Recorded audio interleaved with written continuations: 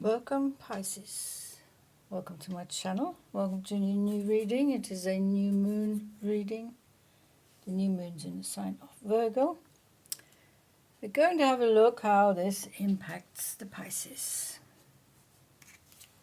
The Pisces community. The Pisces in general. It is a general reading. So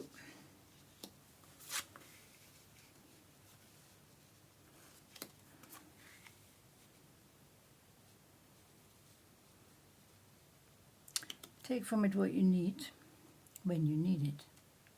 There will be some sort of message here, something that you can relate to, so we'll see, we can find out. This is the starter row, 3 cards from that, and 3 different oracles at the end for confirmation, clarification. Knight of Cups. Starting, Knight of Cups, that's you. Water, we have 6, we have just water cards. Wow, that could be pretty straightforward, couldn't it, Pisces? If only life were this simple. Knight of Cups, you're holding up your cup of self-love. Or it's a cup of love for someone, depending. But you are riding towards your future. You're not being held up by the old constraints. The old patterns, the old pattern barrier, you've ridden through that. Old constructs, old concepts, old conditioning, old habits can stay in the past. You've connected to your future here.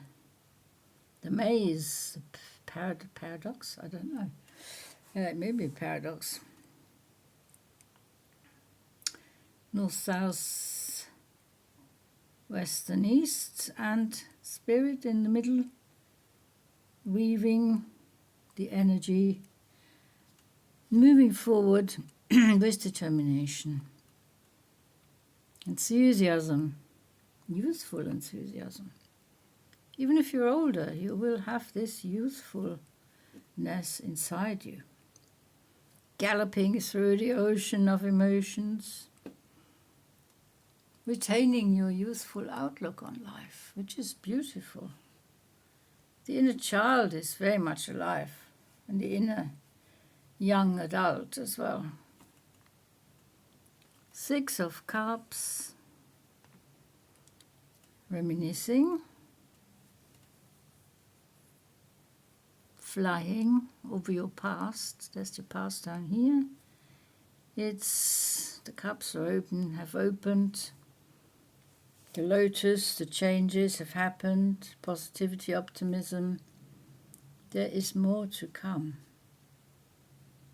You're just having a quick ride over the past, having a little glance down, making sure that you have taken all the lessons from the past, the good lessons, documented it in your book of wisdom and knowledge.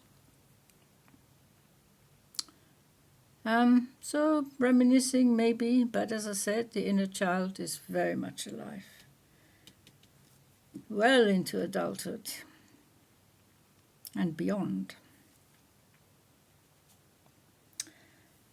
10 of Cups, emotional fulfillment. You have done it. You have worked on yourself tirelessly, focusing on your emotional strength, your emotional development, your emotional security, safety, comfort. You want comfort in life. You don't want life to be too complicated. It doesn't need to be. A bit of decluttering now and again, sorting out stuff. But on the whole, you are happy. You're happy with yourself, you're happy with your environment, you're happy with the people around you. And this situation is only getting better. You're going from strength to strength when it comes to your emotions here. We have the envious gluttony card, the Taurus had that as well. So you're not, let's say you're not, how do I put it?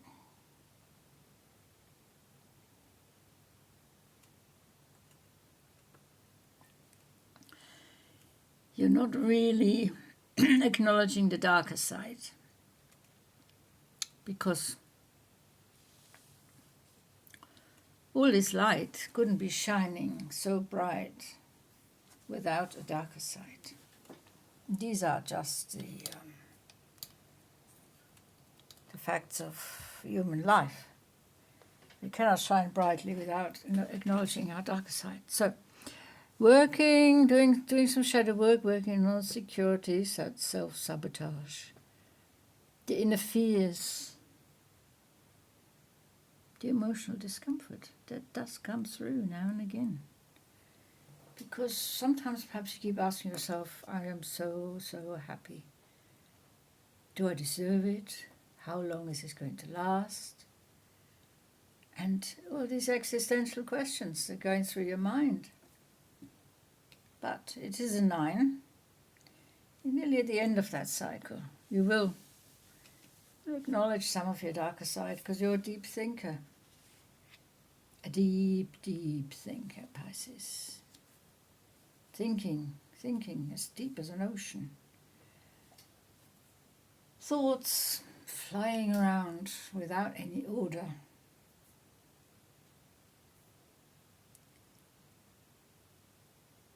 You're just coping with the thoughts as they come. Dealing with things as they occur. Embracing spirit. Another number 9. 9. 9 is a sacred number. 3, 6, 9. 3 times 3. You got 10.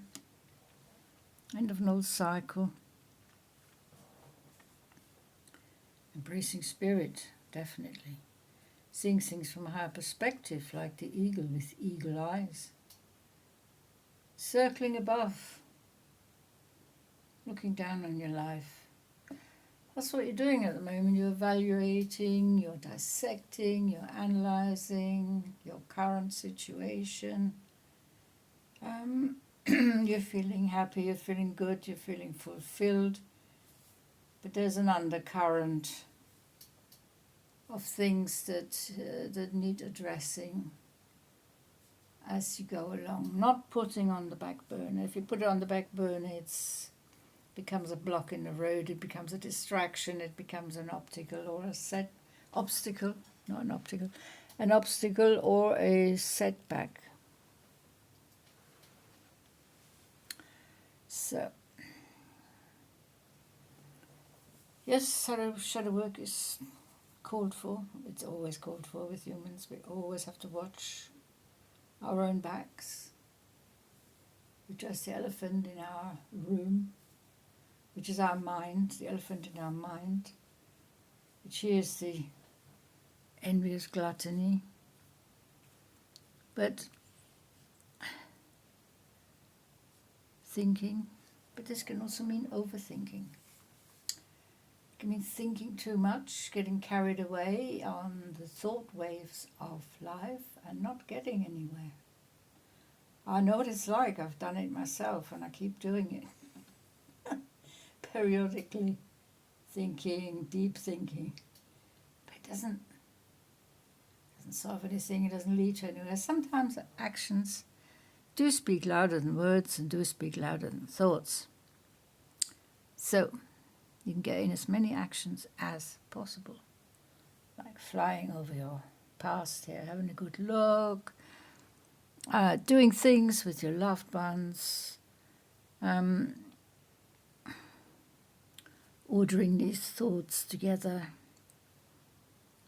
Just distract yourself with something that you like doing. Take the dog for a walk. Take a good walk in nature, admire the trees and the plants and the flowers. Do some housework. Clean the place. You'll feel better after it. Do some washing up. Wash some floors, do some dusting. Clean some windows. It's all practical advice, and it can distract you from overthinking. Because then the overthinking takes you deeper into your dark side, into your shadow, your discomfort. So come to terms with your happiness. Enjoy it. You've worked hard for it. You continue to work hard. You're embracing spirit. And you're connecting to your higher self, your higher awareness, and your higher consciousness. So, Pisces, it's been a pleasure reading for you. Thank you so much for watching. And see you next time. Until then, take very good care. Bye-bye.